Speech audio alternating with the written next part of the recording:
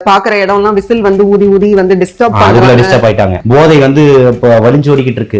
கஞ்சா விக்கிறது உங்களுக்கு பிரச்சனை இல்ல. 24 மணி நேரம் சாராய கடையில பிளாக்ல கிடைக்குது, டாஸ்மாக்ல, அது உங்களுக்கு பிரச்சனை இல்ல. அம்மா கூட போன பொண்ணு 2 காவலர்கள் சேர்ந்து அம்மாவை தள்ளி விட்டுட்டு பொண்ணை கொண்டு போய் பாலியல் வன்புணர்வு பண்றான், அது பிரச்சனை இல்ல. 10ஆம் வகுப்பு படிக்கக்கூடிய பெண்ணு தன்னுடைய ஆண் நண்பரோட சென்னைக்கு வந்துட்டு திரும்ப போகும்போது அந்த பொண்ணு அந்த பையனை அடிச்சு துரத்திட்டு ஒரு காவலர் கொண்டு போய் அந்த பொண்ணு பாலியல் வன்புணர்வு செய்யறான், அதுங்க பிரச்சனை இல்ல. கோயம்புத்தூர்ல விமான நிலையத்துக்கு பக்கத்துல தன்னுடைய ஆண் நண்பரோட கார்ல உட்காந்து பேசிக்கிட்டு இருந்த பெண்ணுக்கு நடந்த பாலியல் வன்புணர்வு என்ன மாதிரியான பிரச்சனைகள் நடந்ததுன்றது எல்லாத்தையுமே பார்க்க முடிஞ்சிச்சு. இதெல்லாம் தமிழ்நாட்டுல வந்து பிரச்சனை இல்ல. தொடர்ச்சியான கூலியை கேட்டு போராட்டம் பண்ணிட்டு இருப்பாங்க.